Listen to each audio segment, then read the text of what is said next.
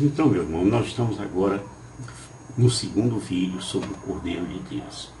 Nós vamos falar um pouco sobre esse Cordeiro no Antigo Testamento. Essa questão do Cordeiro nos remete aos sacrifícios do Antigo Testamento, onde eles eram imolados. Todos os anos, os judeus piedosos faziam uma peregrinação a Jerusalém, durante a festa da Páscoa. E lá eles iam no templo, para escolher ou então comprar ao menos um cordeiro por família. Eles imolariam o cordeiro e o comeriam à noite. Esse cordeiro, ele deveria ser macho, de 1 ano e sem defeito. E também não poderiam quebrar em nenhum osso, como estipulava a lei de Moisés. Isso aí você vai ler depois com calma na sua casa, em Êxodo 12, versículo de 1 a 14, tá? Eles deviam ser sacrificados entre a claridade da manhã e a da tarde, tá? Isto é, mais ou menos ao meio-dia, e deviam ser comidos de pé, tendo a cintura cingida. E eles comeriam isso com os pães ázimos e deveriam untar o batente das portas para comemorar a passagem do Senhor no Egito, Rememorar isso. Quando a última praga matou todos os primogênitos que não haviam sido protegidos com o sangue dos cordeiros imolados. Estão entendendo direitinho isso aí? Vamos explicar aqui. Antes de Deus dar a Moisés as instruções acerca da religião judaica no Monte Sinai, a figura do cordeiro já é vista como parte de rituais religiosos. Recordemos, por exemplo, alguns casos. Em Gênesis, capítulo 4, versículo 3 a 5, nós lemos lá que Abel oferecendo a Deus primícias de seu rebanho. Quando Abraão foi oferecer Isaque em holocausto, Deus providenciou um cordeiro para substituir o seu filho.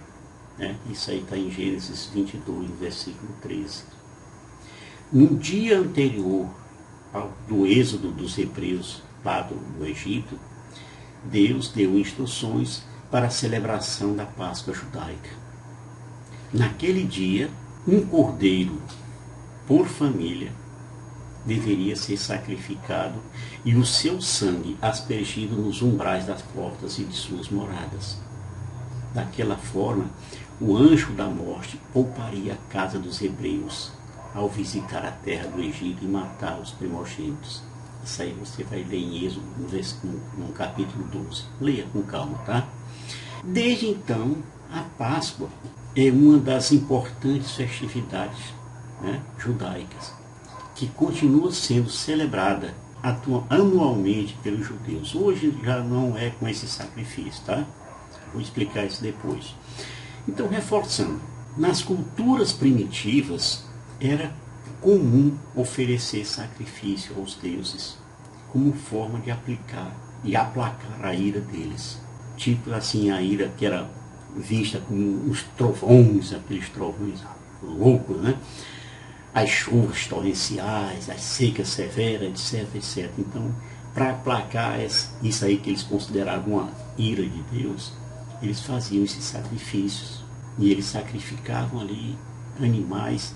E em certas ocasiões, até mesmo, eles sacrificavam pessoas, parentes próximos, pessoas cativas, escravos, crianças, etc. Baal, eles ofereciam isso, por exemplo. Esse era o entendimento de que Deus tinha sido ofendido, eles precisavam oferecer algo em troca para aplacar a ira dele. Já no Antigo Testamento, Deus também reprovou essa prática, e ele disse que ele preferia corações convertidos, porque o sangue daquele sacrifício já estava deixando ele meio enjoado. Era uma prática externa, não tinha um real significado de adoração. Lembremos dessa passagem: de que me serve a mim a multidão das vossas vítimas, diz o Senhor. Já estou farto de holocaustos, de cordeiros e de gordura de novilhos cevados. Eu não quero sangue de touros e de bodes. Isso aí tudo você vai ler em Isaías, no capítulo 1, no versículo 11 e de 13 a 16. Tá certo?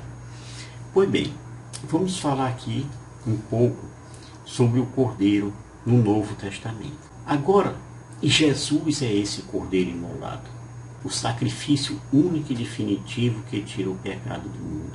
Jesus, através de sua morte e ressurreição, tirou o poder do pecado, oferecendo libertação e a vida nova a toda a humanidade. E como é que tudo isso aconteceu? Pois bem, às margens do Rio Jordão, João Batista pregava para pessoas de todos os tipos um batismo de penitência, tá? Para preparar a chegada do Messias. E o Evangelho de João conta que quando Batista finalmente viu Jesus chegar diante dele para ser batizado, ele anunciou em voz alta, dando ao Senhor um título misterioso e solene para a liturgia romana, que continua sendo repetido na missa antes da comunhão. Este é o Cordeiro de Deus que tira o pecado do mundo. Essa imagem do Cordeiro de aspecto manso e coberto de lã branca era muito familiar para qualquer judeu do tempo de Jesus. Certamente, muitos deles teriam crescido em zonas rurais com esses animais pelos seus pais, e eram muito abundantes também esses cordeiros. Como os judeus frequentavam as sinagogas e desde criança eram orientados pelos seus pais, com certeza eles teriam na memória ao texto do profeta Isaías, que apresentava o servo do Senhor como um cordeiro que deixa-se sacrificar sem se queixar, para nos livrar de todos os males. Tá certo? Foi maltratado e resignou-se e não abriu a boca, como um cordeiro que se conduz ao matadouro e uma ovelha muda nas mãos do tosqueador. Ele não abriu a boca. Isaías 53, 7. Sobre essa expressão. Então, no livro do Apocalipse, a gente vê por 3 vezes a figura do Cordeiro de Deus. Talvez você não saiba disso, mas eu vou explicar aqui. Uma primeira vez é quando ele diz: eu vi no meio do trono dos 4 animais e no meio dos anciãos um cordeiro de pé, como que imolado. Tinha ele 7 chifres e 7 olhos, que são os 7 Espíritos de Deus enviados por toda a terra. Então, é a visão de Cristo, Cordeiro de Deus, que é o vencedor e que é digno de receber toda a honra e glória. O Cordeiro no centro do trono, rodeado de seres, é o vencedor e que é digno de receber toda a honra e glória. O Cordeiro no centro do trono, rodeado de seres e símbolos, abrindo o rolo, que é a visão de Jerusalém celeste. A segunda imagem fala do Cordeiro na luta em que ele sai vencedor. Combaterão contra o Cordeiro, mas o Cordeiro os vencerá, porque é Senhor dos senhores e Rei dos reis. Aqueles que estão com ele são os chamados, os escolhidos, os fiéis. Isso aí reflete a certeza de que temos de que o Cordeiro de Deus venceu a morte de uma vez por todas. A terceira citação que eu quero chamar a atenção para vocês mostra uma das visões mais belas que João nos mostrou, que foi a visão do casamento do Cordeiro e da noiva. Diz lá: alegremo-nos, exultemos e demos-lhe glória, porque se aproximam as núpcias do Cordeiro. Sua esposa está preparada. A esposa, a igreja, né? A noiva vestida de linho é a igreja, santa e imaculada, que caminha para se unir ao seu esposo, Cristo Jesus. Em Apocalipse 19, no versículo 9, a gente lê uma das frases que a liturgia canta: felizes os convidados para a ceia das núpcias do Cordeiro.